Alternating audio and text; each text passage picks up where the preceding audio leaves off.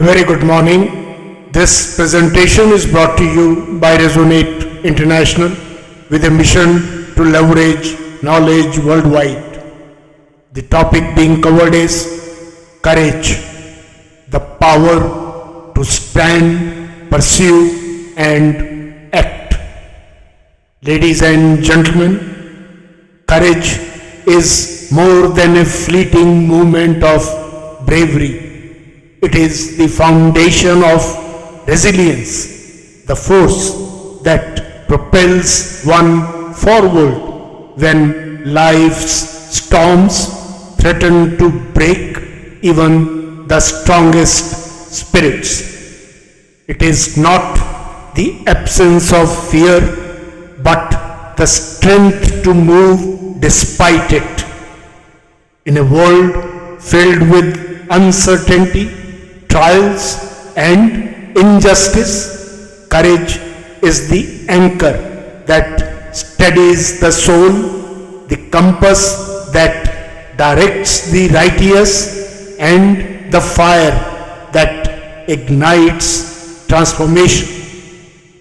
Many seek courage, yet few understand its true essence. It is not reckless defiance, nor is it blind endurance. True courage is wisdom in action, a measured resolve, an unwavering pursuit of righteousness, and the strength to translate conviction into deeds. Those who struggle, those who falter, and those who wait for divine intervention must recognize that while divine grace extends a hand, it is the courage that must grasp it. Faith without courage is passive hope, but faith with courage is unstoppable power. Let us look at three aspects of courage. First, the resolve to stand firm. Courage is the lifeblood of transformative action. It is the silent yet unshakable power that enables individuals and communities to challenge fear, resist complacency, and rise against adversity. It is seen in those who champion truth, who persist when the world offers no guarantee of success, and who stand in the face of overwhelming odds. This courage is not impulsive or brash.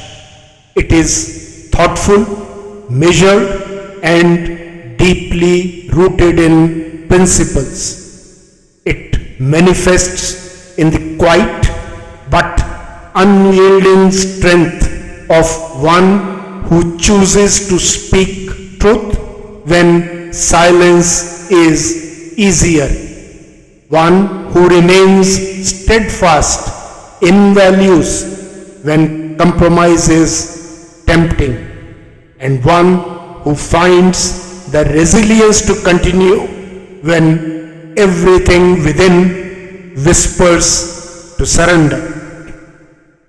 As the Bhagavad Gita states, the one who is not disturbed by happiness and distress and is steady in both is certainly eligible for liberation. True courage is found in this unshakable steadiness. The second aspect of courage is the will to pursue what is right. True courage is not merely about standing one's ground, but about stepping forward to pursue what is just and right. It is the will to act in alignment with truth, even when the path is fraught with resistance. It is seen in those who rise against oppression, who fight for justice, and who sacrifice comfort for integrity.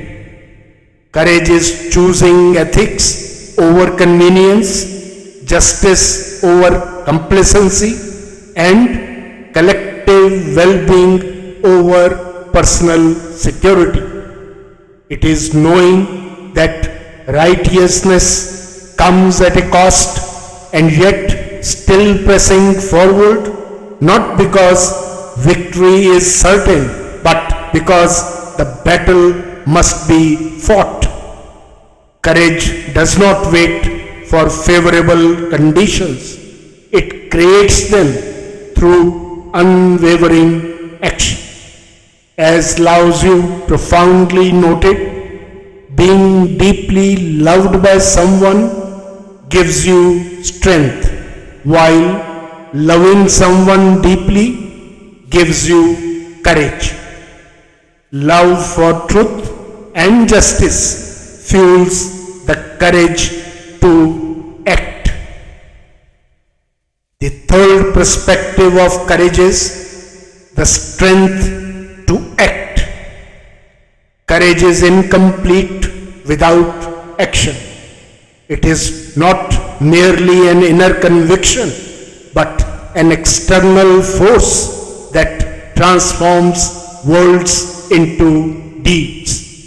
It is the force that pushes one to take the difficult stand, to make the hard decision, and to move forward even when fear looms large.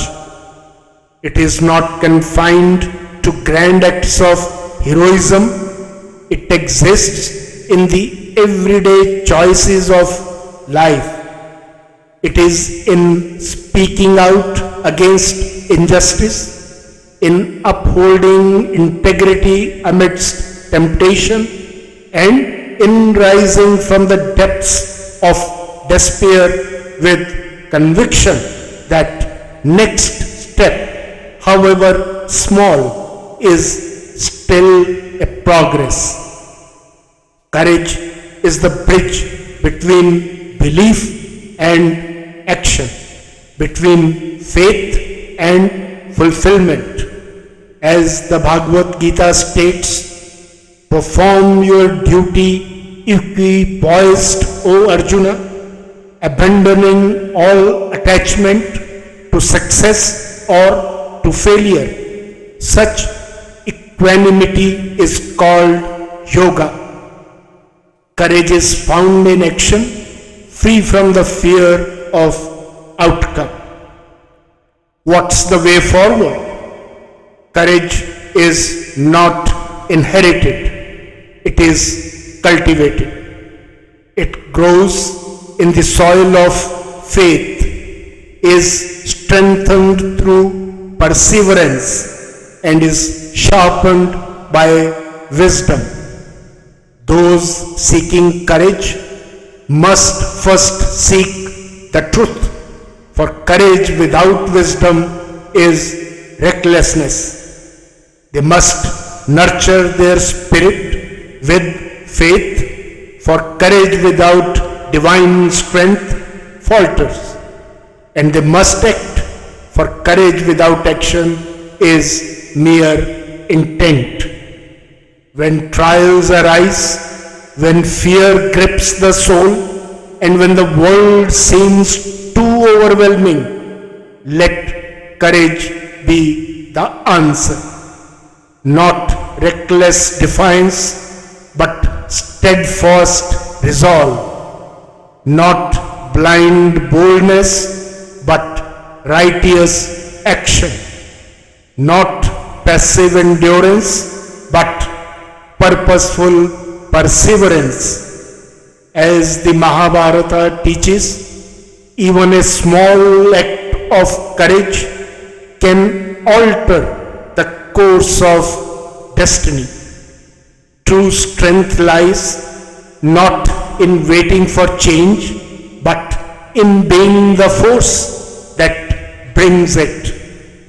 In conclusion, ladies and gentlemen, life's battles are won not by those who never fear, but by those who refuse to let fear define them.